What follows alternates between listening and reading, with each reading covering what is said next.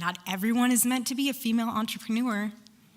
Not everyone is meant to be a social media influencer. After the Erika's Jesus Problem video came out, I found something else. To the man I've been praying for before I ever met you. That's her own wedding post. It's the praying part that keeps changing. If there was a hole in a rock anywhere to put a prayer, and those of you who've been to Israel, you know that the Wailing Wall, all the different places you can stick a prayer on a little piece of paper, that was me. That's the same story she told 4 years earlier, except now it has a brand new detail wedged into it. Here's the short version for anyone who hasn't seen the Erika's Jesus Problem video. In 2018, Erika Franzwe was living in New York. Supposedly, she was a casting director signed with a modeling agency and newly licensed in real estate. I'm setting the investigation of those details aside for another day. In May of 2018, she goes on a pilgrimage to Israel with her mother. While she's there, she says she's praying specifically for her future husband. Charlie is in Israel that same month for the embassy opening. That August, she goes back to Arizona for the opening of Turning Point's first building. Tyler Bowyer introduces her to Charlie and tells her, "You need to meet the CEO." They shake hands and that's it. Or so we're told. Weeks later, Charlie flies to New York and takes her out for what she thinks is a job interview. It's burgers and 3 hours of him grilling her. Sorry, I had to. Then he famously tells her, "I'm not gonna hire you, I'm gonna date you." And so we were going back and forth, and he was done, and he just like wiped his mouth, put his napkin down. He looked at me, and he was like, "Well, I'm not gonna hire you." And I was like, "Well, I didn't really need the job, but I was here because you had asked me to be here." But he was like, "I'm gonna date you." "I'm not gonna hire you." And I said, "I did not need the job." I said, "I was fine with consulting with you guys if you needed anything with regard to help. I have plenty of things going on in New York City." He said, "I'm gonna date you." "I'm gonna date you, or, you know, that's it." "I'm not gonna hire you, I'm gonna date you." It's like, I'm gonna date you. And they marry in May of 2021. Cute, cute little happy story. Or is it? The prayer story she tells goes like this. She prayed for her husband in Israel, and then she met Charlie. The prayer was answered. She has told it a lot of times, so I pulled every version we have. The earliest one is missing something the rest have. The earliest version we have is an early episode of The Charlie Kirk Show from their engagement era, Charlie's own show with Erika on. The copy that survives is a re-upload someone posted to YouTube and titled Charlie Kirk and Erika Kirk's First Podcast with deleted video in the name. The show's old archive came off Spotify, Apple, and YouTube, so the label tracks. We can date lock it from the inside. Charlie says, "I'm engaged." Erika says, "You just got engaged." Charlie also says, "I can't have 8 people over for Thanksgiving." That's pandemic restriction language. They got married on May 8th, 2021, so this must be late 2020. Here's how Erika tells the Israel story in 2020. That was 2 years ago? 2018. 2018. That was May of 2018. And that was the embassy. Opening. So I happened to be there in Israel too.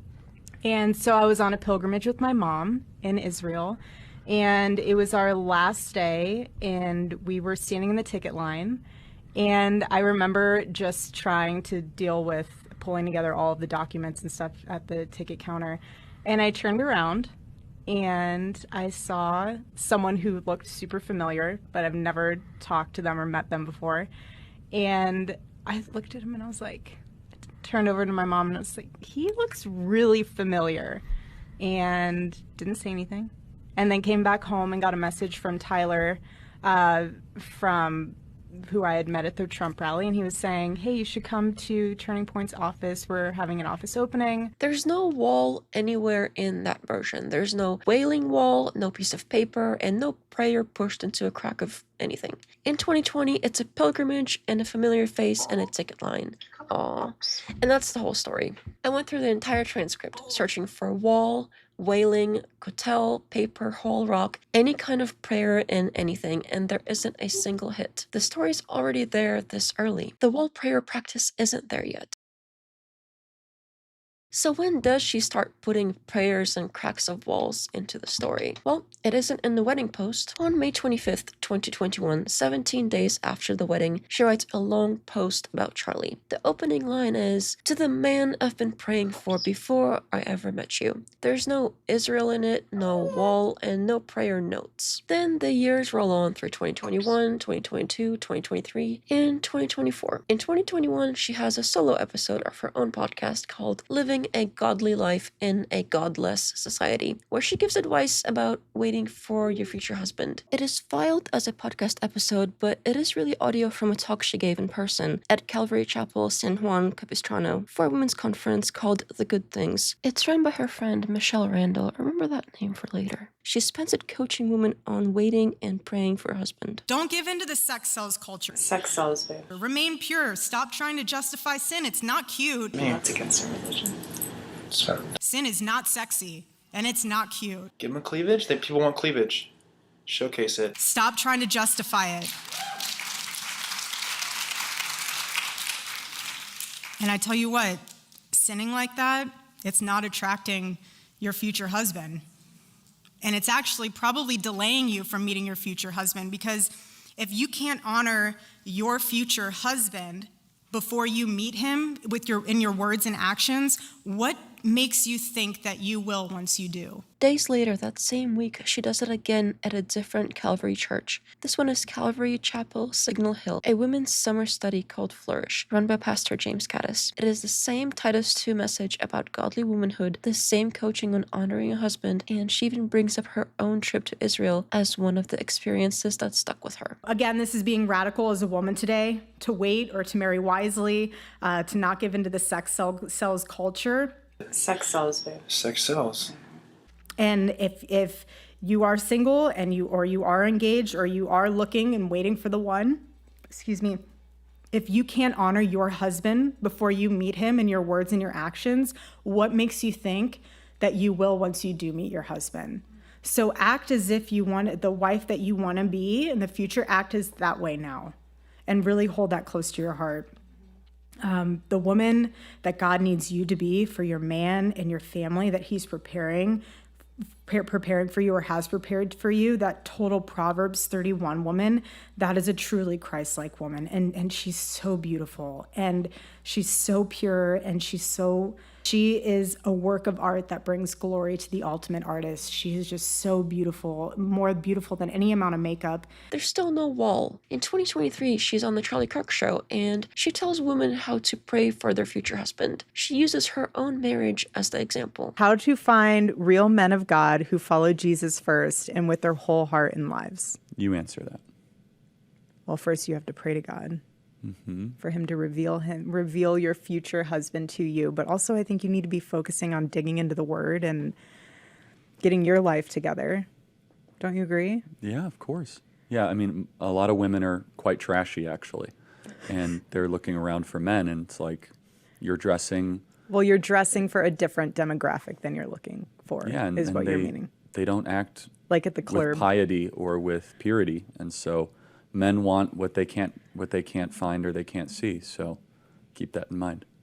Leave something to the imagination. Yeah. She still doesn't mention the wall. Then there's America Fest in December 2024, a long Q&A that gets reposted as advice from the Kirk family and also circulates as the keys to a thriving marriage. Same message, same coaching to wait and pray for a husband. You know, young men and women, you hear it all the time, like, where am I going to find my future spouse? How do I find my future spouse? Maybe at America Fest. But maybe I know, so you never know.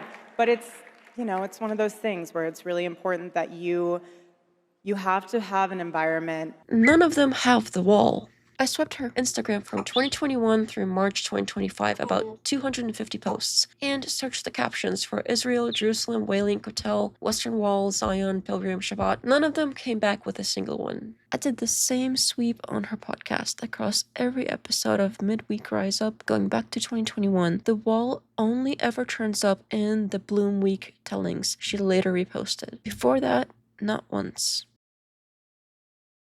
Then comes the Bloom Conference, March 22, 2025. Erika is on stage in a Q&A format. Here's the story again, this time with the new part. And so I went to the office opening, and he was like, you need to meet the CEO. And I was like, okay, great. I don't know. I was not familiar with that world at all. But the interesting point is that year, that was in August. In May, I had taken a pilgrimage with my mom to Israel. And my whole intention of that trip was to find my future husband.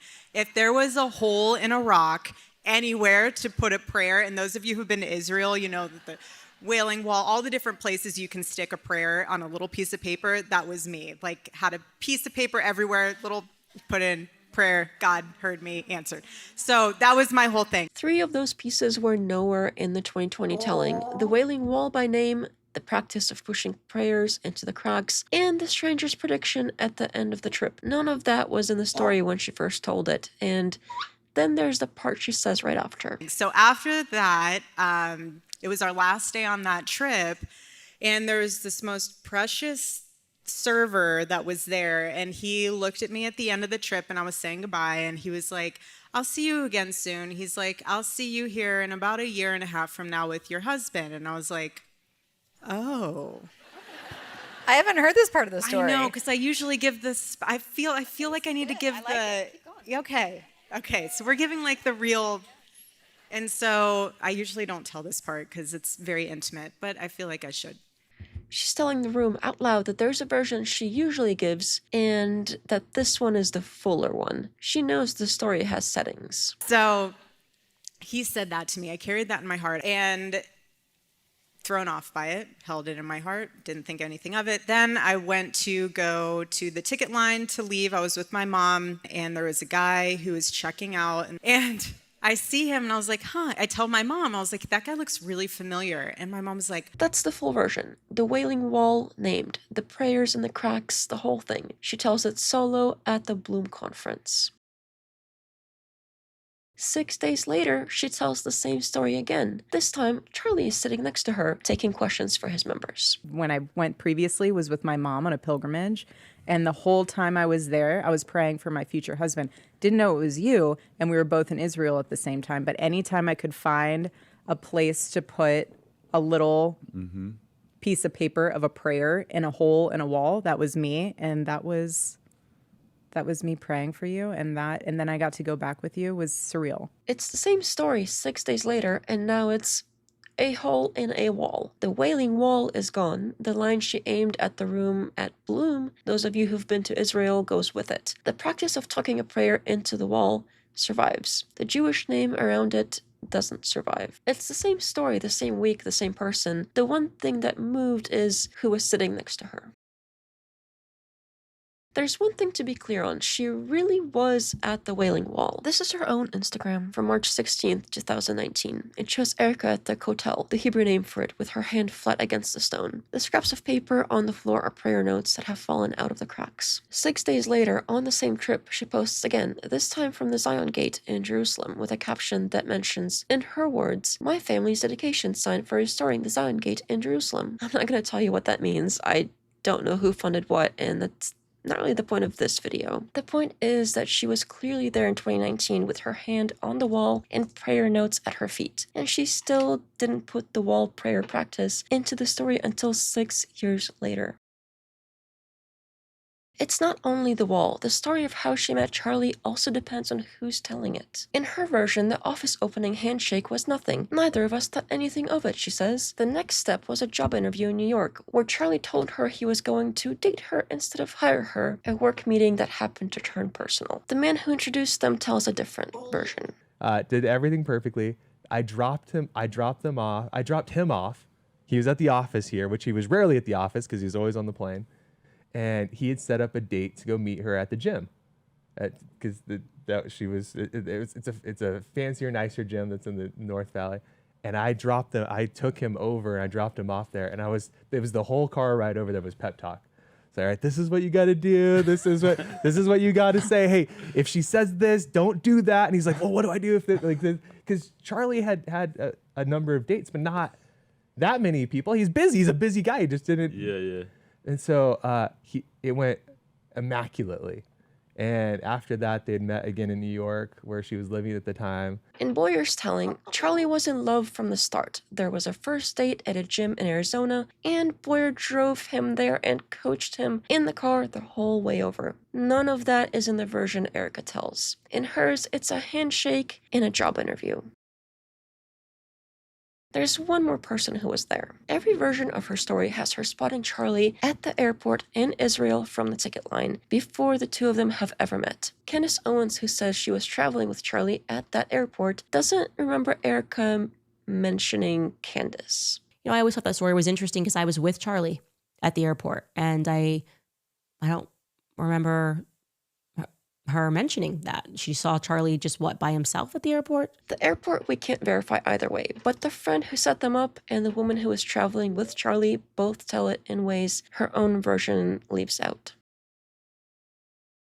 So here's the whole timeline in one place. In late 2020, on their first podcast together, she tells it as a pilgrimage with her mom and a familiar face in the ticket line. How sweet. There is no wall. In May 2021, the wedding post calls Charlie the man she had been praying for. There's still no wall. Across 2021 into early 2025, through podcast after podcast and stage after stage, coaching women on how to pray for a future husband, the wall never comes up once. Then, on March 22nd, 2025, at the Bloom Conference, solo and with no Charlie, the wall finally shows up. She names the Wailing Wall right as she tells the room she's adding the parts she usually leaves out. 6 days later, on March 28th, sitting next to Charlie for his members' Q&A, she tells the same story, and the Wailing Wall is gone. Again, I'm not gonna tell you what to make of that. The clips already did the work. Remember to subscribe and share the video if you found it interesting and think maybe other people might too. So there's been a lot of things that have been going on, from working in the military to traveling to